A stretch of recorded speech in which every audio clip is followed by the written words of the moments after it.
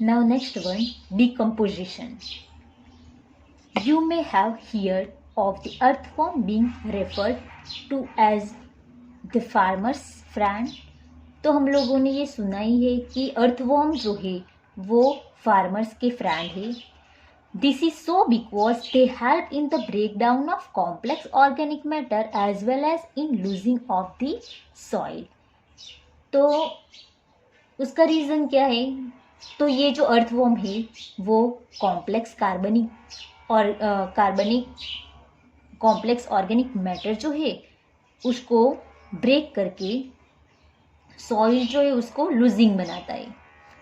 Similarly decomposers break down complex organic matter into inorganic substance like carbon dioxide, water and nutrients and the process is called decomposition. तो ऐसे ही सभी decomposer है वो क्या करेंगे, तो ऑर्गेनिक मैटर जो है वो कॉम्प्लेक्स ऑर्गेनिक मैटर जो है उसको इनऑर्गेनिक सब्सटेंस में कन्वर्ट कर लेंगे. एंड इससे क्या बनेगा, तो carbon dioxide, water and inorganic component जो है वो डिकम्पोज हो जाएगा. तो ऐसे कार्बनिक जो कंपोनेंट है उसको कन्वर्ट करते हैं and this process is called decomposition.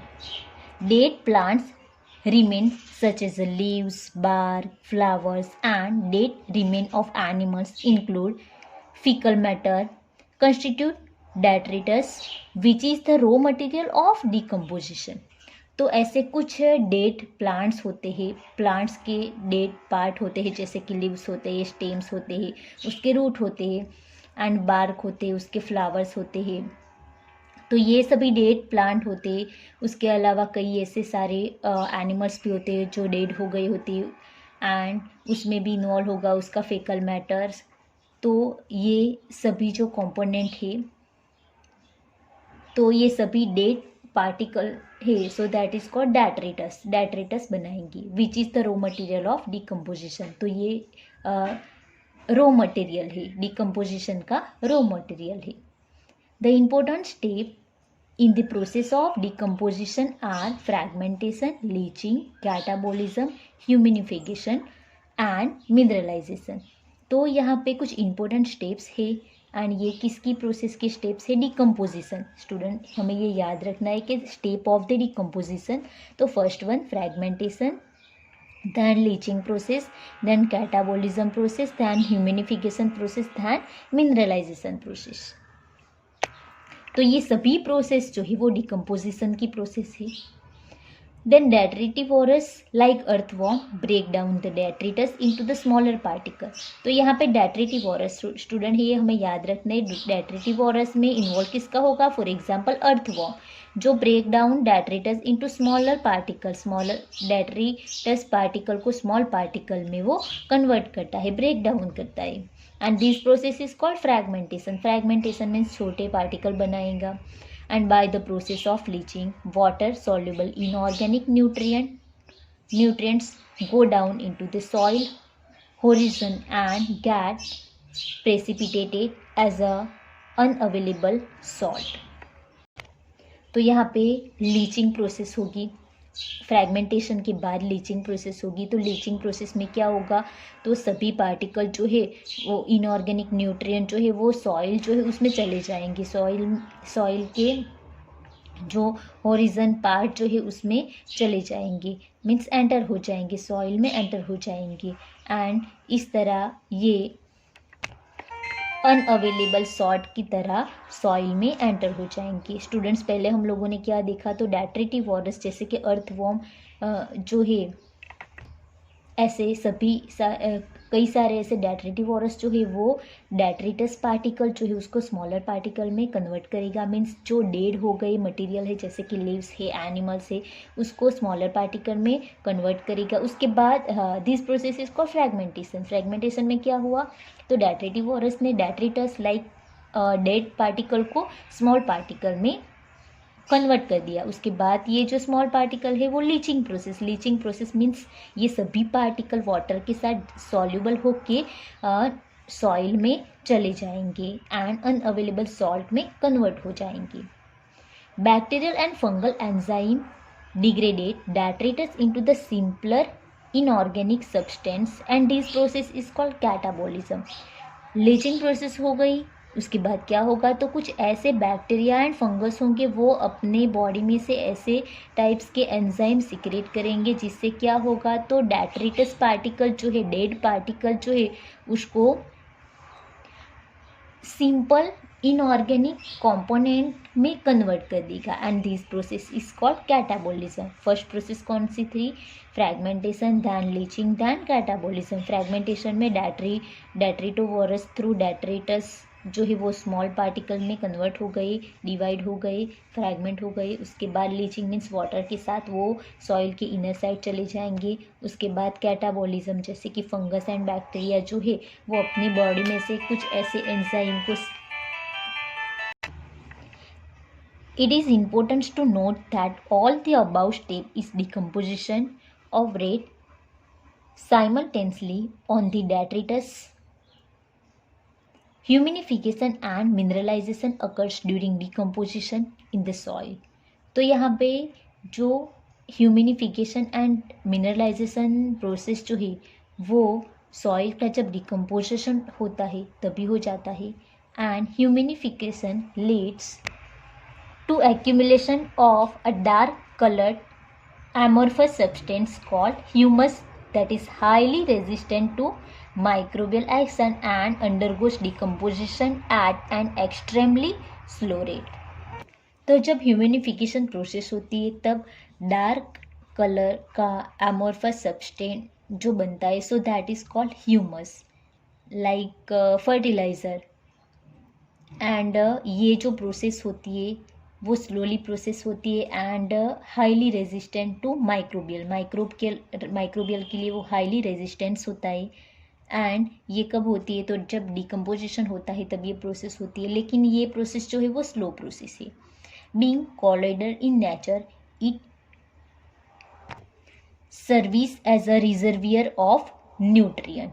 तो यहाँ पे ये जो पार्टिकल होगा ह्यूमस होगा वो कॉलोइडियल नेचर होगा इसका एंड ये न्यूट्रिशन के लिए रिजर्वियर होगा, एज अ न्यूट्रिशन रिजर्वियर होगा। The humus is further degraded by some microbes and release of inorganic nutrients occurs by the process known as mineralisation. उसके बाद ये जो ह्यूमस है वो फिर से यहाँ पे जो ह्यूमस बनेगा वो फिर से कुछ ऐसे माइक्रोब्स होगा, उससे फिर से ये उस जो छोटे पार्टिकल में फ्रैगमेंट हुआ था उससे भी छोटे पार्टिकल में वो कन्वर्ट होगा एंड इनऑर्गेनिक सब्सटेंस के फॉर्म में कन्वर्ट होगा and that is called mineralisation process. तो स्टूडेंट्स यहाँ पे हम लोगों ने देखा था फर्स्ट प्रोसेस फ्रैगमेंटेशन में क्या होगा तो जो डेट्रिटिवोरस होते हैं लाइक अर्थवॉर्म, उससे डेट्रिटस मीन्स डेड पार्टिकल्स जो होते हैं एनिमल्स, लीव्स, प्लांट, उसके स्मॉल पार्टिकल में कन्वर्ट होगा and this process is called fragmentation हो जाने के बाद लीचिंग प्रोसेस होगी। लीचिंग प्रोसेस में क्या होगा तो ये फ्रैगमेंट हुए पार्ट है वो सॉइल में इनर साइड चले जाएंगे एंड एज अ सॉल्ट वो सॉइल में अनअवेलेबल सॉल्ट के फॉर्म में स्टेबल हो जाएंगी। उसके बाद कैटाबॉलिज्म मीन्स यहाँ पे ये जो सॉइल के इनर साइड जो चले गए हैं पार्ट वो bacterial and fungals through enzyme secret होगा एंड ये बैक्टीरिया एंड फंगस का जो एंजाइम है ये उसको डिग्रेडेड कर देगा। उसके बाद वो डेट्रिटस पार्टिकल जो है वो इनऑर्गेनिक सब्सटेंस में कन्वर्ट हो जाएंगे, simple inorganic substance and this process is called catabolism हो जाने के बाद ह्यूमिनिफिकेशन प्रोसेस होगी। ह्यूमिनिफिकेशन में प्रोसेस कैसे होगी तो ड्यूरिंग डिकम्पोजिशन वो सॉइल में चले जाएंगे एंड ह्यूमिनिफिकेशन प्रोसेस हो जाएगी एंड ह्यूमिनिफिकेशन में क्या होगा तो ह्यूमस में कन्वर्ट हो जाएगा। ह्यूमस में कन्वर्ट हो जाने के बाद फिर से कुछ ऐसे बैक्टीरियाज होंगे जो फिर से इनऑर्गेनिक मीन्स ये बैक्टीरिया अपने बॉडी में से कुछ ऐसे एंजाइम सीक्रेट करेंगे जिससे वो फिर से स्मॉल पार्टिकल में डिवाइड हो जाएंगे। दैन मिनरलाइजेशन प्रोसेस कंप्लीट हो गई। तो यहाँ पे स्टूडेंट हम लोग डायग्राम थ्रू भी देख सकते हैं कि ये प्लांट है, a tree grow in soil, उसके बाद ये लीव्स है and a green leaf fall to the ground, fall हो गया.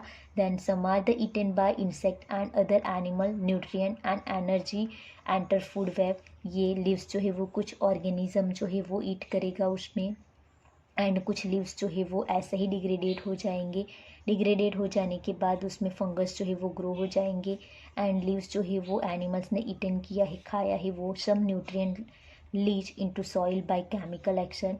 ये एनिमल्स जो है उसकी भी डेड हो गई. उसके बाद डेथ हो जाने के बाद ऑर्गेनिक रिच सॉइल हो जाएगा.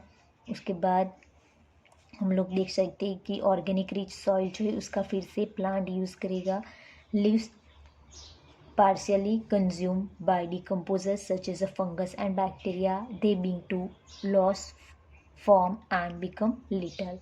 And further decomposition by earthworm, bacteria, soil mites and fungi etc. तो ऐसे ये डायग्रामेटिक रिप्रेजेंटेशन है किसका है, तो decomposition cycle in a terrestrial ecosystem. ये डायग्राम किसका है, तो decomposition cycle in a terrestrial ecosystem. तो ये इसके थ्रू हम लोग देख सकते हैं कि कैसे डिकम्पोजन प्रोसेस होगी. तो ये decomposition is a largely an oxygen required process. The rate of decomposition is controlled by chemical composition of detritus and climatic factor. Means इस जो ये decomposition का rate है वो केमिकल कंपोजिशन पे डिपेंड करेगा एंड क्लाइमेटिक फैक्टर पे. In a particular climate condition decomposition rate is slow if detritus is rich in lignin and chitin, and quicker if detritus is rich in nitrogen and water soluble substance like sugar. तो हम लोग यहाँ पे देख सकते हैं कि कुछ ऐसे पार्टिकल्स होंगे जो लिग्निन एंड काइटिन से बने हुए होंगे, तो उसको डिकम्पोज होने के लिए टाइम लगेगा. मीन्स क्योंकि ये जल्द ही डिकम्पोजिशन नहीं हो सकता है. अगर ये जो पार्टिकल है वो rich nitrogen and water soluble होगा लाइक शुगर, तो ये स्पीड में डिकम्पोज हो सकता है. Temperature and soil moisture are the most important climate factor that regulate decomposition through their effect on the activities of soil microbes. तो temperature and जो soil moisture है वो वेरी इंपॉर्टेंट एनवायरमेंटल फैक्टर है जो soil में जो microbes की process होती है उस पर इफ़ेक्ट करेगी. मीन्स वो डिकम्पोजिशन जो है उसको रेगुलेट करेगा. Then warm and moisture environment favour decomposition, whereas low temperature and anaerobiosis inhibit decomposition, resulting in build up of organic material.